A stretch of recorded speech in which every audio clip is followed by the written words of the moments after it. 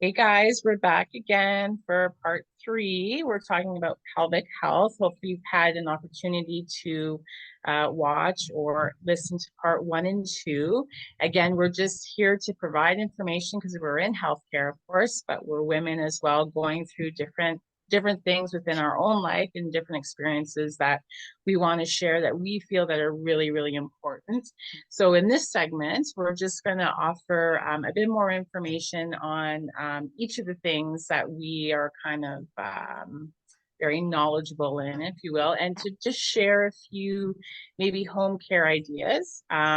Just to share them because we also sort of incorporate them within our own life. So that's what we're going to do. And I'm still in Costa Rica, and Brienne is in the blizzard right now, but that's okay.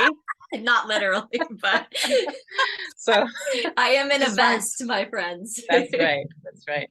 So I'm again, because this is Dr. B's area of expertise, I'm going to pass it over to her first, and she's going to share more of her amazing, beautiful mind with you. Yeah. Oh my gosh. Thank you. And yes, we're also envious of your island life right now. So yes, and it did snow last night, but it is in a blizzard. And yes, I'm in a vest because that's how I roll. We don't often turn the heat on. So it's just chilly in our house like constantly. And what I noticed is if I put the space heater in here, the minute I walk out of the office, I'm like, holy cow, it's so cold. So I just grin and bear it, my friends. Just grin and bear it. But you shouldn't do that with Healthier your for you physical anyway. body.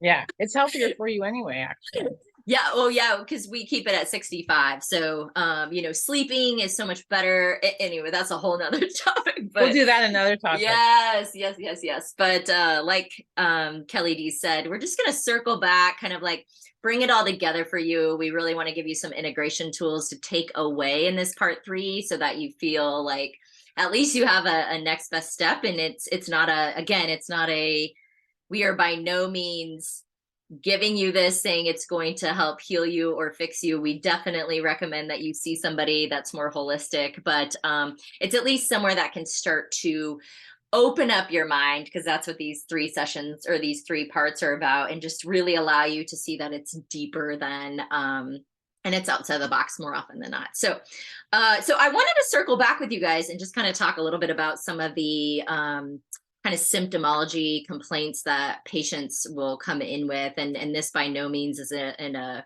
exhausted list. This is for sure just some things that are coming to mind that I felt like would be more commonplace. Again, nothing is normal when we're talking about this. Like, you do not have to live your life with any of these symptoms and dysfunctions, but more just commonplace. So one of the big ones is bedwetting.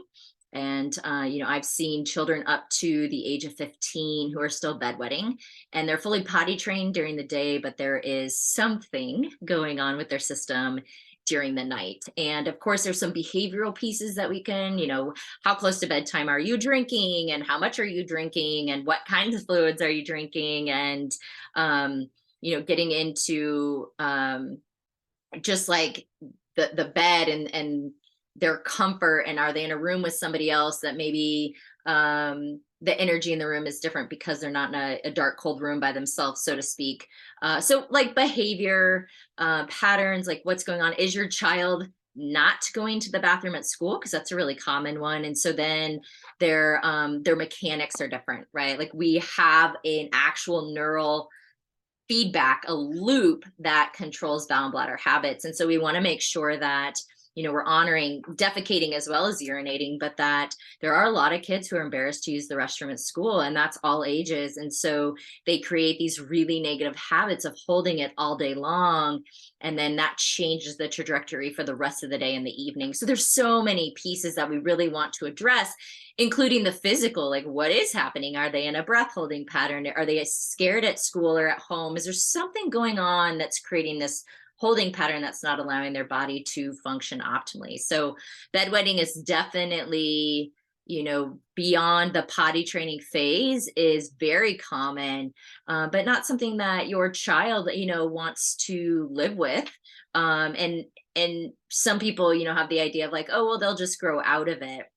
Well, I've had a 15-year-old who wanted to be at basketball camp, and how embarrassing is that to be at basketball camp and wake up with a wet bed or have to wear a diaper to bed, and your buddies are asking you like why you're wearing a diaper, or not asking you but making fun of you, right? So there's so much more that goes on to that, and no one wants the shame and the embarrassment around a wet bed when they wake up in the morning. So another one being young athletes. So I don't know what the newest statistic is, but the statistic is around 27% of high level female athletes, especially ones that are in a more ballistic sport, have some kind of urinary incontinence before the age of 25. And these are athletes that have not had children and have not had, surgeries or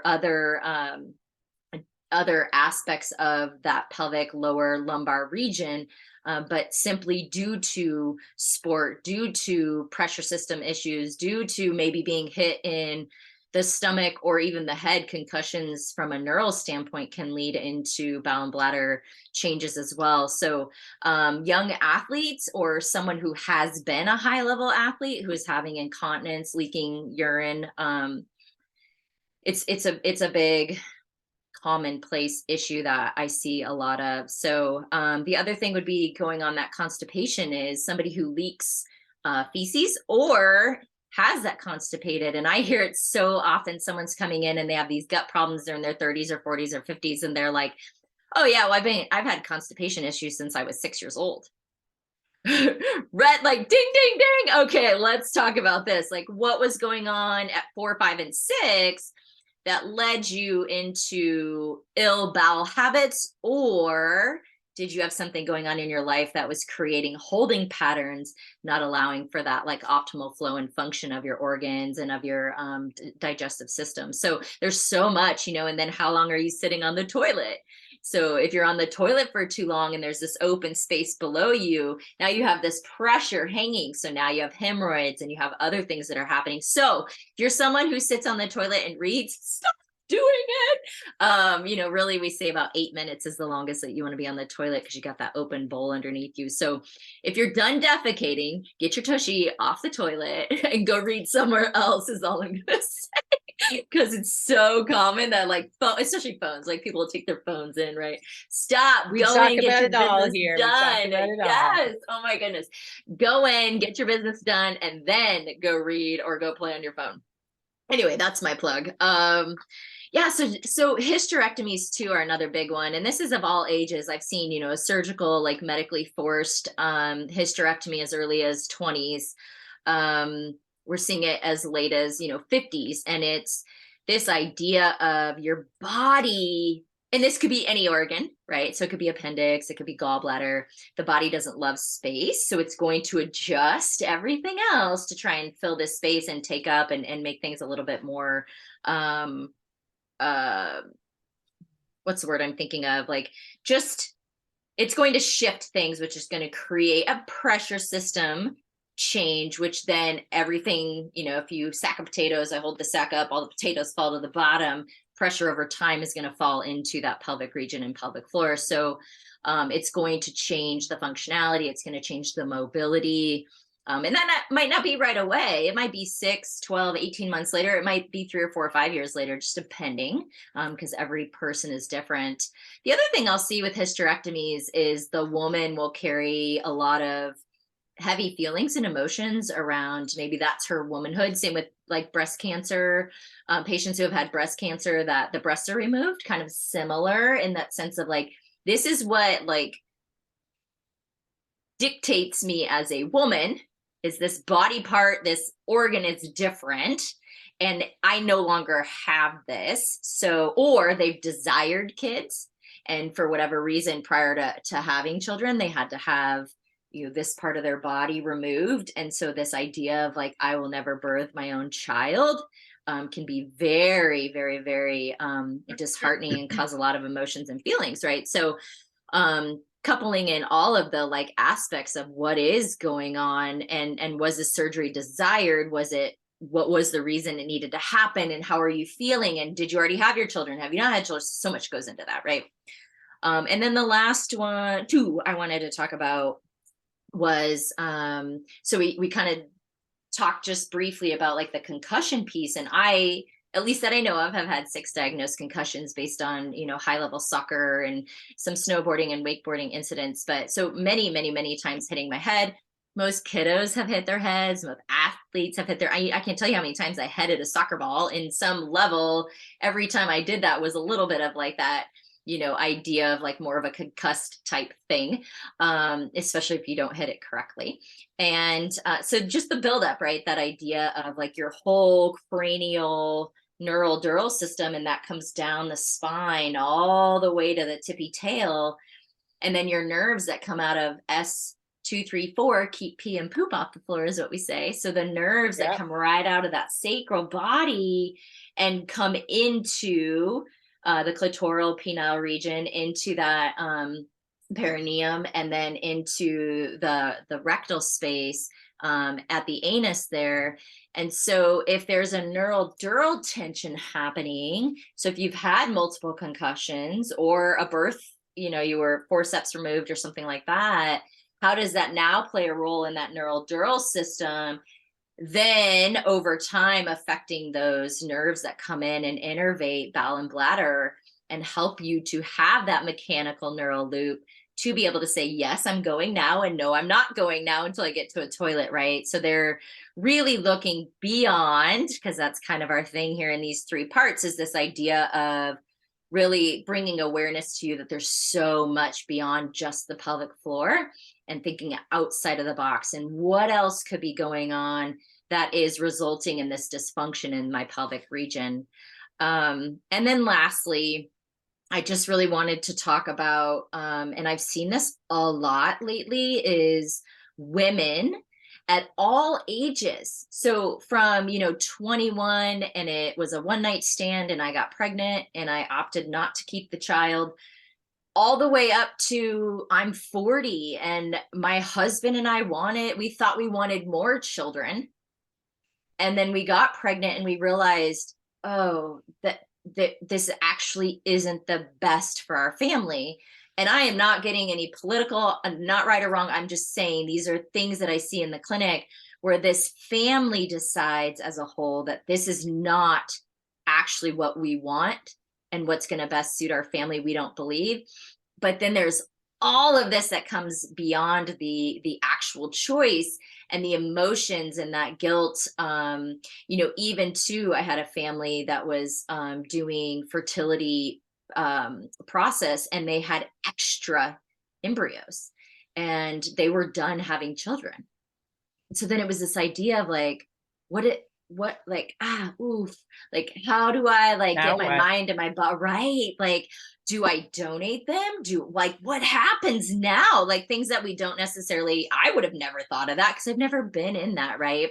But how does that then there store those emotions, those feelings store within our physical tissue at that cellular level, then creating hormonal problems, so weight gain, pelvic floor dysfunction, so muscle tightness, which can make intercourse very uncomfortable, sometimes even to the point where you have a blockage and can't have entry. So there's so much that goes into that thought. And that could be miscarriages too. It doesn't just have to be the choice of not keeping that child, but miscarriages are a huge loss, right? It's a grieving process. There's so much that goes into 100%. that. So I just wanted to really share with you guys some of these more commonly seen. One, you're not alone. I promise you're not. And 2, there's help. So like I had said, I think in part 2, if you have seen a therapist or some kind of practitioner and you just didn't get the results that you were desiring, like, do not stop. There are so many beautiful modalities out there and folks who are trained in more of outside the box approach. And I would really encourage you to try that route. If this is something that's still like, really affecting your day-to-day function. So in all of that, I wanted to give you guys just 2 integration techniques that I wouldn't say, because everybody is different. So every integration and each session is different. But these are 2 that I believe that if you wanted to just start doing something for yourself today, they are by no means going to harm you in any way. You can absolutely do this. This is not medical advice. This is just me saying like, hey, let's tune into your body. Let's start to move things through. By no means am I saying this is an end all be all treatment, and by no means is this medical advice. So please see someone if you are needing medical attention. But this would be more of like my analogy I would use is we are like a river and we want to flow, right? We want like the water, you can see just the beautiful water moving and it's pure and it's crisp. And there's just this like beauty and flow to it versus, you know, maybe a stagnant river. If you've ever been to a creek or a river that is not flowing and you see all the debris and the leaves and the trees and the branches and like there's just there, right? Like it's gunky. Like we don't like that. So I want like that idea of that like flowing, beautiful, like aligned river. And so these two integrations that I want to leave you guys with today, and then we're going to have Kelly put in her wisdom, is to really create this idea of this flowing river within your system. Okay. Because again, all lymphatic, circulatory, energetic, musculoskeletal, neural, dural, we want all of those systems flowing like a river. Okay. So deep, intentional belly breathing is beautiful. And this is awareness more than like there's no right or wrong in theory. It's this idea of, yeah, you can breathe in for 5 and out for 5 and this for that and this. Cool. If there's like a method you love, by all means, keep doing it. The way I teach it is more of this just intentionality. Like I'm taking a moment and I'm breathing in. And while I'm breathing in and bringing it down to my belly and my pelvis, because that's often where we get those holding patterns. And so really serving our entire being by taking that intentional inhale in, letting that belly rise, and then exhale out. I always think of like a softening or just this kind of like melting, this idea of like grounding, coming back in. But when I do the breath in and depending on the client is teaching this awareness of like bringing in all of the beliefs, affirmations that are aligned with you today, not necessarily something you believed when you were 12 or 15 or 22, but something that aligns with you. So it might even be like, who do I want to show up as? You know, so I'm a woman of integrity. I'm a woman of love. Like I might breathe in, I'm full of integrity and love as I'm breathing because I'm bringing in that goodness and I'm letting it fill every cell in my body. And I can do this standing, sitting, lying down. I personally do it at every red light because what else should you do at red lights? I don't get on my phone. I breathe. Or if I get to a doctor's appointment early or my son's school for pickup early, like I'll just take a few moments and I'm just breathing in all the goodness because I get to choose, right? So that's my first one. And, you know, really the more you can do it throughout the day, so kind of the sprinkles, the better, because you're just bringing yourself back into that like inner state, that parasympathetic rest, digest, repair. Anything that is like creating tension or overload, you're just, you know, naturally every hour, every couple hours, you're just, hey, I'm bringing it back down to me, ground zero. Like we're going to be calm and refreshed here.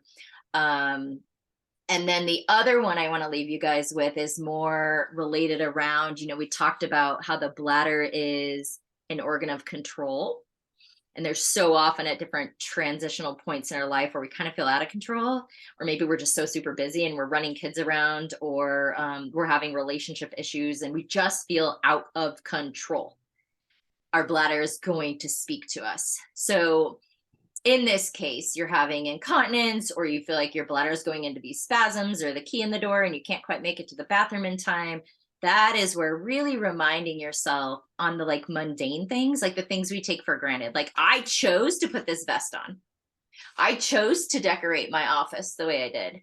I chose to, you know, do X, Y, and Z this morning. I chose to get up early and spend some time in my journal and spend some time snuggling the dog and making my coffee. I chose those things and I'm in control of that. I'm also in control of my breath. And so really bringing you guys back to this idea of like the little things. So I chose to set my alarm for 5 o'clock. I chose to put on the underwear that I put on. I chose to not put underwear on. I chose to wear this vest. I chose to curl my hair instead of straighten it. So just reminding yourself throughout the day of the things you are in control of and the things you're choosing to do for yourself. And that's going to just empower you and allow your body to see like, oh, actually, like I'm totally super in control. Life might be busy and there might be all these waves around me, but at the end of the day, I'm totally in control. and I'm in control of when I take a deep breath, right?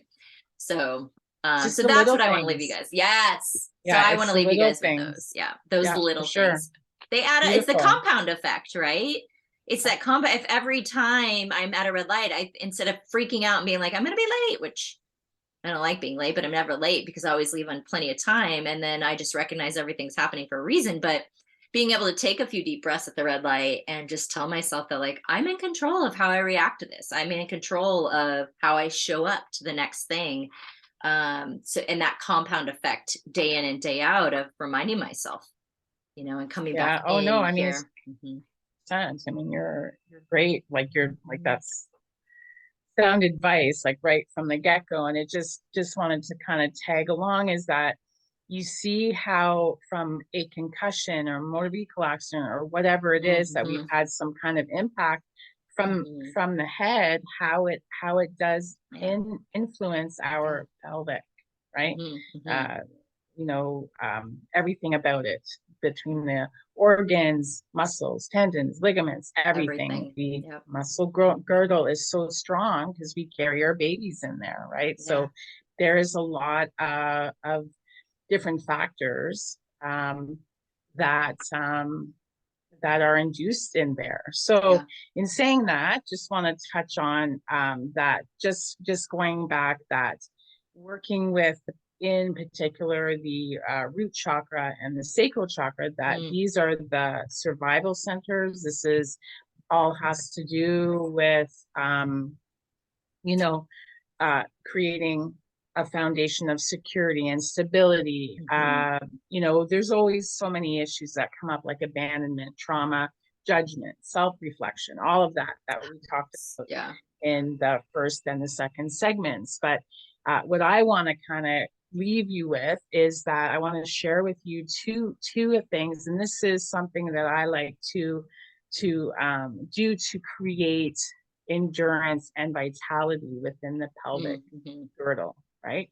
So the first one, because I teach yoga, I really like to practice happy hips, and one of the poses is called the reclined butterfly, and you can Google it, reclined butterfly. And what this is, you lay on your back and you bring your feet up, right? So you want the bottoms of your feet to touch. So this opens up your pelvis, of course. And where you want to get the support from is you can put blocks or pillows or rolled up towels underneath your knees, because what's going to happen is all of the muscles, the ligaments, everything within the pelvic girdle, but also within your legs, your knees, and everything, they're going to start to lengthen. So this is the reclined aspect because you want it to be supported. So you want to have support underneath your knees. You can have support um, underneath your hips if you like. You can have a pillow under there, but you want to be completely comfortable in this Mhm. pose. You Mhm. want to open up your arms if you want to. You could incorporate Brian's breathing exercise as well. That's the perfect Mhm. time as well. And so you just want to allow between 7 and 15 in order to time wise, in order to allow your body to open up and lengthen in that pose. And one of the affirmations that I like to say is I nurture myself and take full responsibility for my happiness. And Mhm. this as well just incorporates what Dr. B is talking about and how we really want to encourage you to be self-empowered. And part of it is acknowledging your own beautiful body and how you need to really support yourself and create these little routines to make you feel secure and stable and vulnerable on your terms, right? So Mhm. Mhm. that empowerment, those self-empowerment tools for all of that. So that's all for me for this week. Well, I do have a question because you broke out for just a second. Right Oh, around where you said 7 to 15. Were you talking about seconds of minutes, being in? Oh, okay, okay. minutes. I'm glad I asked then because Sorry about that. so yeah, so Yeah, what Kelly seven. D is saying is to be in this space on your terms, which I Yeah, love that because my mind was kind of going like, okay, so if you had somebody who had a trauma history that this was like triggering at some level for them, yeah, I would have been there. 15, 18 years ago, that would have been me. I would have had a very, very difficult time being in that position. So I love that you used that awareness of on your terms and making sure that you are comfortable and you're supported. And then being able, and maybe initially it's only 3 minutes, but really thinking of that idea of working up to 7 to 15 minutes. Is that what you're saying? Yeah, 100%. I love that. I love that. So, very cool. Okay. Well, we have just left you guys with some really cool tools. We have lots more, but these are the ones we're going to stick with for this 3-part series, and just making sure that you have the ability to start somewhere, or to restart if that's a thing, right? But just know too that if you do have pelvic pain and you have pelvic issues, pelvic dysfunction, or any dysfunction for that matter, that it's your body speaking, and you do need to seek out, there's so many different practitioners in medical care, but don't be discouraged, because we're here to tell you that there's so much more thinking outside of the box and being able to integrate that mind, body, soul, spirit, all of the pieces together to really allow you to live, to create and live your absolute best life, because that's what we want to empower you to do. Right, Kelly D? Yeah, and remember that you are number one, right? So if you are in a state of being and you're secure within yourself, and you are self-empowered, you want to self-empower your children and your spouse and your relationships and everything around you. It's most important is for you to be, in a solid foundation. And some of these things that we had talked about, they are, they're a bit of a delicate subject, but that's okay, because the space that we're trying to create is to share with you, not only as practitioners and therapists, our knowledge, but our own experiences that we've had in our own lives as women. And we just want to encourage to really to create your own self-empowerment and allow that natural ebb and flow of security, of stability, to be at your availability, if you will. I'm kind of at loss of words. Yeah. So. Oh my gosh. And I feel like I should at least share just a sliver of this with the audience, is this idea of like, it's a journey, right? So like you guys, I've been doing this work for almost 11 years now.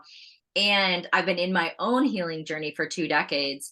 And just last week, I had a session that very much brought me back to the 7-year-old, to the root, to the sacral, to this idea of there's still more to uncover, and maybe realign, to process through, to allow me to move to that next level as the 43-year-old woman with goals, with dreams, with visions, with this idea of being empowered within, and being able to step into my own truth, even more so, right? So like I'm still on the journey, my friend. So I am telling you, we're all on the journey, but I am telling you, like, just know you're not alone, and that, and there's I'm at a loss of words, I think. So Does that ever happen? Does that ever happen? That doesn't happen. Yes, it just happened. You guys saw that on it's cool though. And in the beginning of my journey, it was hard. It was ugly. Sometimes it felt like I was just uncovering some beasts, and I was. And now it's more of each time it's like, oh, like I can come at it from more of this observer role, and like, oh, that makes perfect sense. And if we just link okay, now I can process this, and I can step into an even better version of myself. Having these little tweaks, it's like tuning the dial in like 1 or 2 little point whatever notches versus like a full like redo, So so don't stop. That's what I want to say. Don't stop. Nope, keep going. Yeah. Sure. All right, so I'm going to sign off. So looking forward to our next topic. Yeah. And as always, it's a pleasure to see you and chat with you, my friends, and sharing your wisdom and your beautiful mind. Yeah, and we love you guys. Thank you for being here. Till next time. Peace out.